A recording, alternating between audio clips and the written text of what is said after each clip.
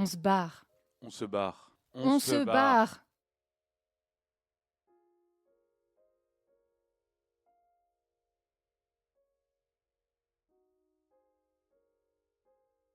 On se barre vers la conquête de soi.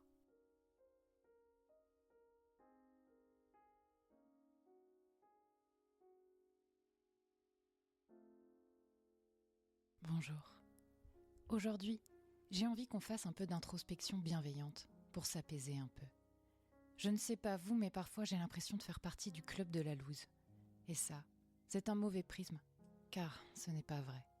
Il faut monter sur la chaise pour prendre de la hauteur et changer de point de vue. Mais là encore, je trouve que parfois c'est s'en demander un peu trop. Ce n'est pas toujours le bon moment pour le faire. Relativiser et prendre de la hauteur, c'est essentiel. Mais il faut aussi s'accorder des petites pauses pour dresser des bilans afin de pouvoir déployer ses ailes correctement. Il y a dans nos histoires tellement de cris étouffés. On a été muselés.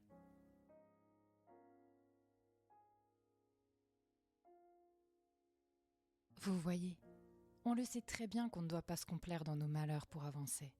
Que nous ne sommes pas des victimes pour la vie.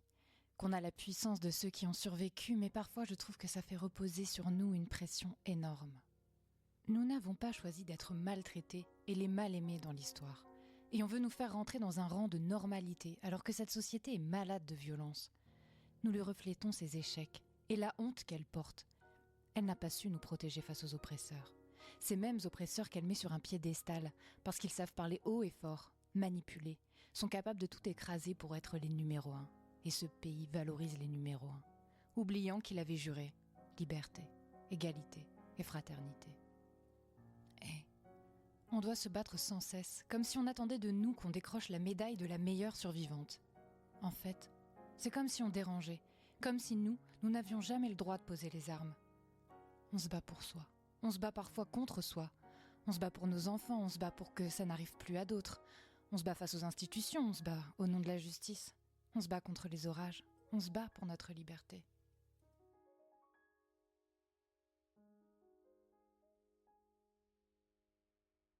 On se demande quelles ont été les failles qui ont fait qu'on a attiré à nous des prédateurs. On se demande pourquoi on n'a pas su partir avant. On se demande pourquoi ils ont été violents avec nous. On se demande si demain sera un jour meilleur. On se demande si un jour on va retrouver l'amour. On se demande si nous aussi on peut être aimé pour ce que l'on est vraiment. On se demande, mais qui on est vraiment? On doute beaucoup, et parfois on se dégoûte. On se regarde à l'intérieur sans cesse. Et c'est normal, car notre but est de devenir une meilleure version de nous, et on le devient, car on ne va pas se laisser abattre. Nous portons un fardeau bien lourd. Alors, pour pallier à ça, on endosse le rôle de la combattante. Et on ne se regarde plus que par ce prisme-là. Sauf que quelquefois, il nous arrive de sortir sans gilet par balle, et ça tire à vue. Et là, il faut dégainer très vite une arme et on se sent fragile. Les armes, on se les forge avec le temps, mais chacun a son propre rythme. Et se construire un nouvel empire intérieur, ça prend du temps. Et trouver le chemin vers soi est un long parcours. À trop se voir comme des combattantes, tout le temps, on en oublie qu'on a le droit d'être vulnérable, et que dans cette vulnérabilité résident des clés pour aller de l'avant. En fait, on oublie qu'on a le droit d'exister, et d'exister pour soi, qu'on a le droit de hurler, d'avoir mal, qu'on a le droit de ressentir ce que l'on veut et que ce n'est pas honteux. Que parfois, on connaît les vérités mais que ce n'est pas le bon moment pour les affronter. Qu'on a le droit de cracher notre haine, nos colères, qu'on ne peut pas toujours tout assumer, qu'on a le droit de ne pas sourire et de ne pas répondre merci, oui, tout va bien, qu'on a le droit de ne pas en parler. Et ce n'est pas grave, c'est une façon d'avancer comme on peut. Le parcours n'est pas linéaire. Parfois, on fait 3 pas en avant et un en arrière. Il faut savoir qu'on ne peut pas faire porter nos poids aux autres. Et parfois, on est saoulé de tout.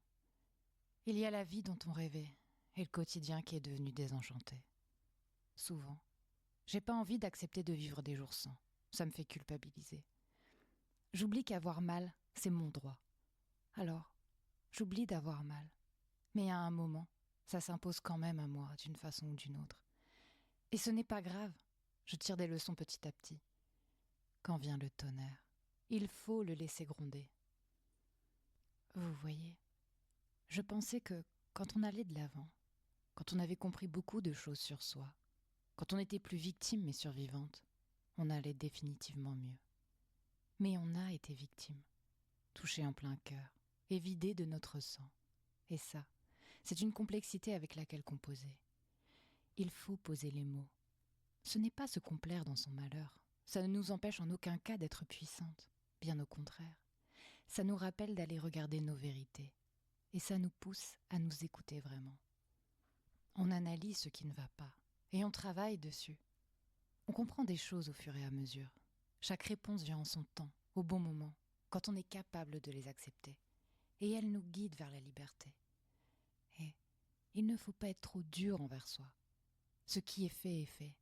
Maintenant, l'avenir est à construire. Il faut se pardonner pour être plus libre. Il faut apprendre à s'écouter en tant que personne vulnérable. La vulnérabilité ne nous empêche pas d'aller de l'avant. J'avais peur de ce mot, vulnérabilité. J'ai peur de la vulnérabilité car j'ai peur de redevenir une victime et qu'on puisse avoir de l'emprise sur moi. Alors que non, j'ai compris que j'étais mon propre sauveur.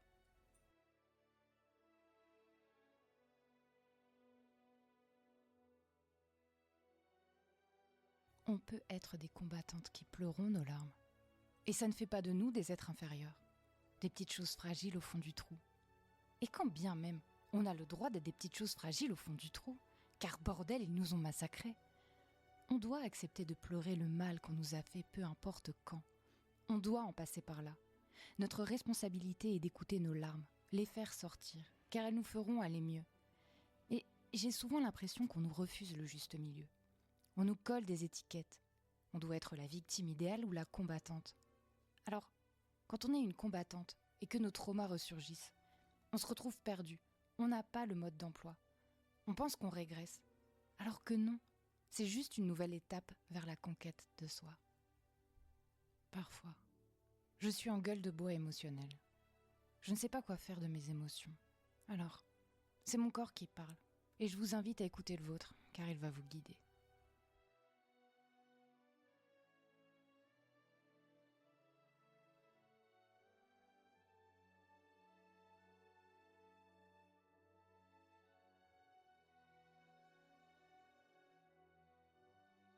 Dernièrement, j'ai sorti un eczéma. Je me gratte.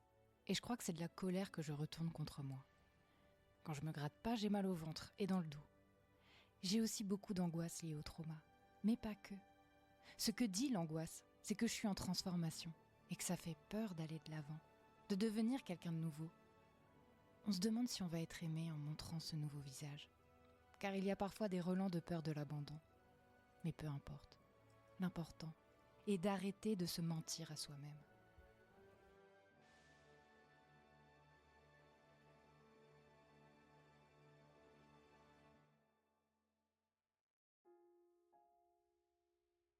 Et la dernière nouveauté, ce sont des douleurs aiguës au niveau du genou gauche, qui, je pense, est le signe d'une difficulté à accepter un événement de sa vie, à céder, à lâcher prise. Car le genou, c'est un membre qui se plie, et moi j'ai du mal à me plier, et à accepter certaines choses. D'ailleurs, quand on décompose, ça fait genou, je et nous.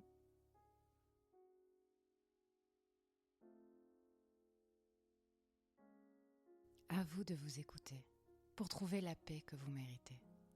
Pour finir, j'ai envie de vous dire que ça brille en vous, mais vous ne le savez peut-être pas encore. Acceptez de briller. J'attends votre lumière, car je sais qu'elle va tous nous éclairer. Aimez-vous d'abord. Soyez toujours libre.